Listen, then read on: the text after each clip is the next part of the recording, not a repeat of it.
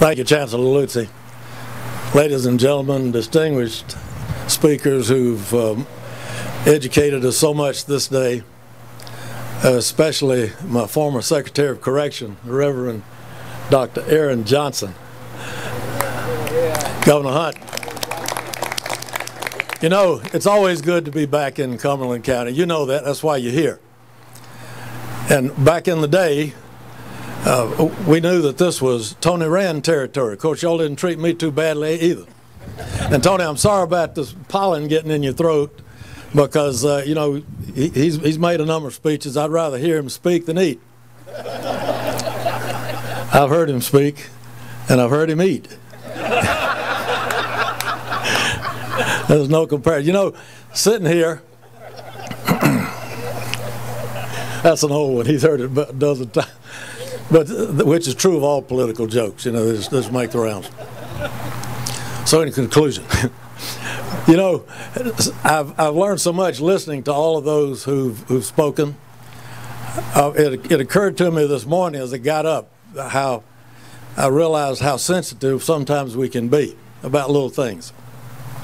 I went to the closet and was getting dressed, put on my shirt, and picked out a nice gray suit.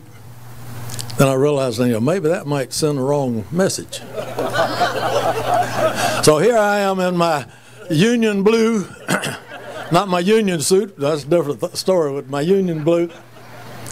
But I did wear a little gray, just a little touch.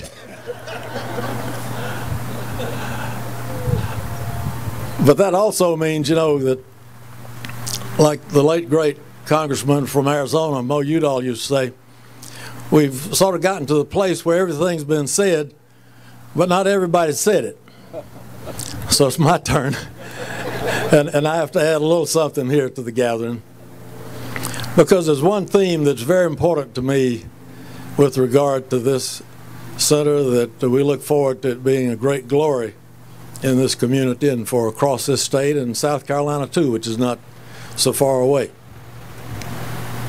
It must be our commitment and our ardent prayer that this facility, its staff, the research that's done here, the collection of exhibits, the community programs, the interaction with others across the state and across the nation will, to the best of our ability, be an instrument of healing to our part of a divided country. And that's going to take a lot of work, a lot of attention. It's been addressed by each of the speakers here today, how we need to listen to each other. So often in this day and time, with the advent of social media, we've discovered we don't have to listen to each other. We can always find something that tells what we already believe, and we can react to something that reinforces what we already believe.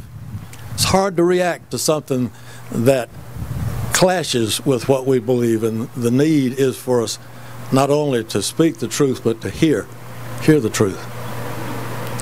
And at the same time, we have to recognize that there's always the danger, if we're not attentive, if we don't mind the store, you might say, that we might instead feed fuel into the fires of the passions that some react to.